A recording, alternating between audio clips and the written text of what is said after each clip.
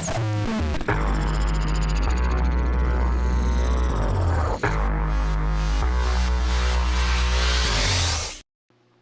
we've got the Sky Viper Stunt Drone 670. It is something I saw an ad for online, and it looked kind of interesting because one thing it does differently than the other small drones I've seen like this is it does barrel rolls with one touch. A lot of them do flips, but I haven't seen a barrel roll. So I was kind of excited to give it a try. This one comes with obviously the radio, the drone, and I believe it actually comes with 2 batteries, which is great because usually they only come with 1. So we're going to open it up, give it a shot. It says it does up to 16 miles an hour with extreme performance. It's from a company, I believe, called something Rocket. Sky Rocket down here. And it's the Sky Viper. Okay, when you open the box, this is what you see inside. You've got your controller, which looks a little nicer than most controllers that come with these inexpensive quadcopters. And then you've also got your quad itself, and then it looks like it's got some spare props and tools and stuff like that. I've already cut the back, so I should be able to just pull this guy out. And it's got a little bit of weight to it for its size. And then the controller. And then see if we can pull this thing off. Alright, set that here, and then let's get the box out of the way. Here's what was in the accessory case. Looks like we've got the charger here, USB charger. We've got a little tiny screwdriver right here that was probably used to put the batteries in. Here's the battery. It is a 3.7 volt 350 milliamp hour battery, and it looks a little bit smaller than a SEMA battery, because this is the SEMA battery I have right here, which is also 3.7 volt, but it is a 500 milliamp hour battery, and it's a little bit bigger, so it doesn't look like they're going to be cross compatible unless you can squeeze this in there. But they also have a different type of connector. So this one has this red connector and the SEMA has the white. So it doesn't look like I'll be able to use that battery on the 670 Sky Viper. So we'll get it out of the way. Comes with 4 spare props, the little screwdriver that I mentioned, and the remote control. Let me go ahead and charge it up. So the remote takes 3 AAA batteries. I think I said AA batteries a moment ago, but they're AAA batteries, the smaller ones. I was also going to mention it comes with 4 extra prop screws. It looks like these things look like they go on the side of the prop over here to hold it on, as well as 4 extra props, and of course the prop guards are built into it. I'd be curious to see if those can be removed. Oh, it looks like they can be removed with this little tiny screwdriver. This little tiny screwdriver will work on the remote to put the batteries in, but it's actually much smaller than that, and I think it's actually more designed to replace the props and to maybe pull the prop guards on and off. I'm going to try the thing first with the prop guards, and then I'll take them off and fly it without. But it's pretty cool looking. It's very solid feeling. It's a very solid feeling plastic. It's not as not quite as flimsy feeling as the SEMA XC5 or X5C. It also comes with 2 batteries, so one of the batteries is currently in it, you can see in there, and the other one is on the charger. I'm going to go ahead and charge one of them up and fly it while the other one's charging. You can see the gearing system down here and the little LEDs. It looks like it's got green in the front and red in the back, and then I like the fact that it has different color props. It's got green in the front and black in the back, so it helps you with orientation. Now, interestingly, when you turn on the remote, it beeps. There is a sensitivity button, which I guess is depending on how aggressively you want to fly it. We'll find out in a minute. And it beeps and then it lights up solid. The directions say, just like with any other drone, you want to put the put it on a flat level surface to calibrate it. And it looks like you want to start with the remote control turned off to begin. So I'm going to turn it off, and then we'll turn the drone on. So go ahead and figure out which way this is going to go in. Looks like it goes in just like that, which is nice. And we'll set it down on a flat surface and let it calibrate. Turn on the remote. Okay. Now this little button here, oh, that's your power. Now I'm wondering if you pull the stick down. Okay, it's going to kick up a lot of wind, so I should probably move some of this stuff off the table. I'm going to fly it in here. It does actually kick up quite a bit of wind for something that small. The lights are blinking, which probably means the battery's not very charged, which is the case. It just went down. That was with the battery that it came with, so, and not charging it at all. So I'm going to go stick this battery on the charger and pull the other one off. So one thing that looks like it's going to be a bit of a pain with this guy is swapping out batteries. I don't know why they would want you to have to use a screwdriver, but it looks like you do. It looks like you have to unscrew this little guy right here and then pull up on that, and then it says to pull out on this thing, but the instructions say unscrew the battery screw, press up on the button to open the battery compartment door on the rear side of drone. Okay, that's this guy right here. And then it says pull LiPo battery out of underside of drone, remove LiPo from battery case. So I'm assuming this thing around it is the case, but I can't seem to figure out how you get the case out of there. Oh, wait a minute. So this thing is unscrewed, and it doesn't look like it comes all the way out. It looks like it's like one of those little safety screws. So it's all the way undone. Wow, this is a kind of a pain to get this thing out so that you can actually put in a fresh battery. Maybe once you learn how to do it, it's not so bad. It says not to pull on the cord, but I don't know what other choice you have. Oh, I can see inside there. It looks like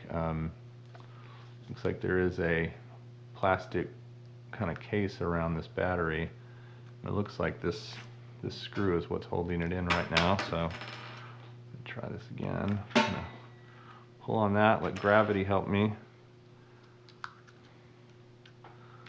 Wow, not the easiest thing to get out. Let me try pulling on this part.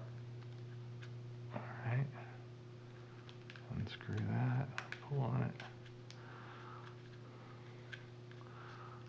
Try maybe prying it right there.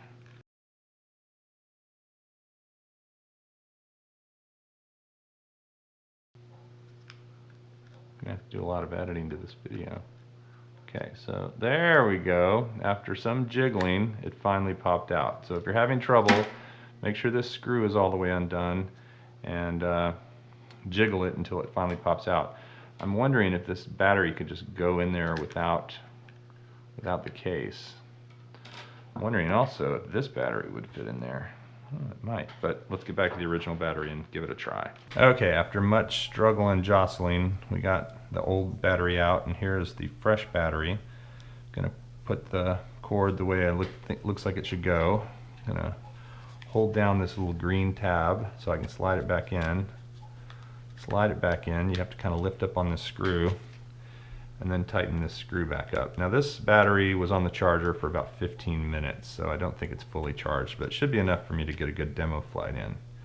Okay, so I've put this thing back in. I'm gonna plug the battery into the receptacle.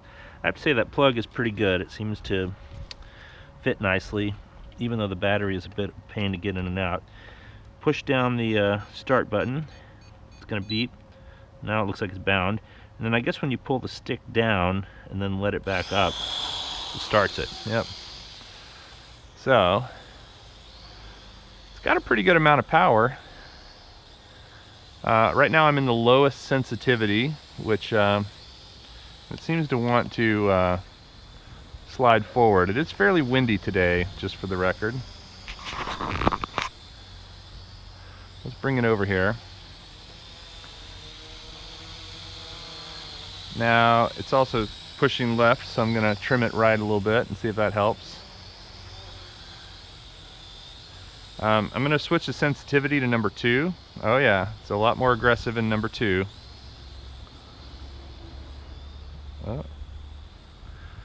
And now I'm going to switch the sensitivity to number 3. And that is way more aggressive, as you can see. Definitely a lot more flyable in the wind, but certainly more for an expert.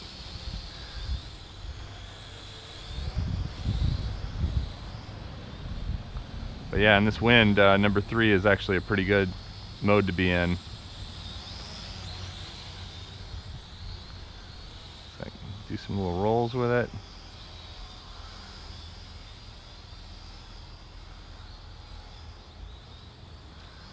Alright, now, gonna see how we do the flip.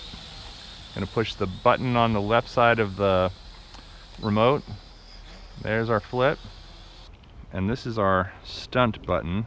I'm not sure how you do the barrel roll. So again, the stunt button seems to be just a flip. Okay, it did flip on the side that time. Doesn't have the most stable recovery from the flip. And it definitely drops a lot of altitude. So if you're gonna flip it, make sure you're high enough that it's not gonna hit the ground when it comes down. Of course, this is with the prop guards on, so it's a little heavier with those on. Okay, so my first observations, number one, the thing is very, very flat when it's in sensitivity 1, meaning that you don't have a lot of control, and because it's a little breezy today, I had to move it into sensitivity 2 and 3 to really have any control.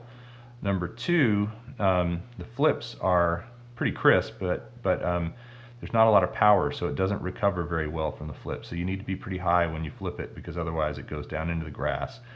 And then number 3, I haven't figured out how to do the barrel roll yet. I'm going to do that in a minute. And then another thing I've realized, as the battery life is not that long, although these weren't fully charged, in fairness, so I'm going to charge them and see how that goes. But really, I think these prop guards are weighing it down. This is pretty heavy plastic, and so I want to see if I take the prop guards off, if I get a little more performance from it, and also maybe a little longer flight time. So let's unplug it and go ahead and undo those prop guards. It does come with a little screwdriver for just such things, so I'm thinking the prop guards are, yeah, it's probably right here in the top.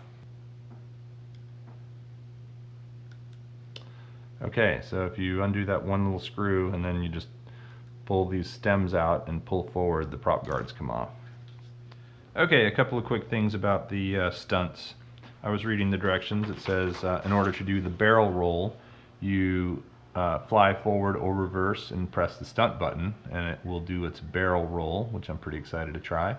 And then it says to flip it, you actually want to push the remove your finger from the direction stick, press the stunt button, and while holding the stunt button, tap in the direction you want to flip, which is pretty standard for these kind of things. So let's go out and give a barrel roll a try. I've taken the prop guards off, and I've put in a new battery. Again, it's not a fully charged battery, but it should be enough to get me in the air, and try some of these barrel rolls. So let's see how this does.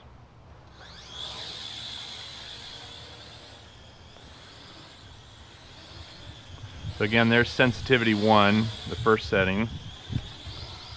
There's sensitivity 2, a little more aggressive. And there's sensitivity 3, which is very aggressive. I like it.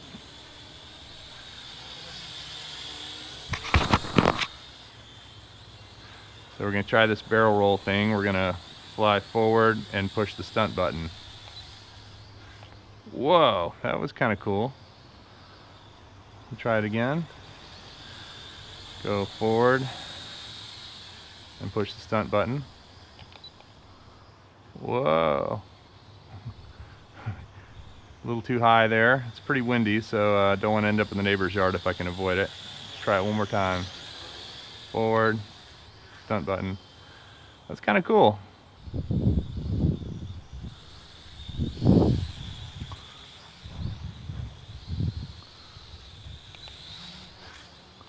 That was kind of cool.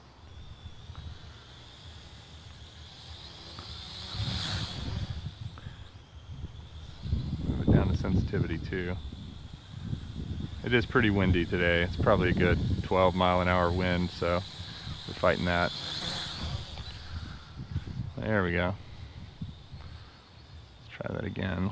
See if we can get a little closer to us.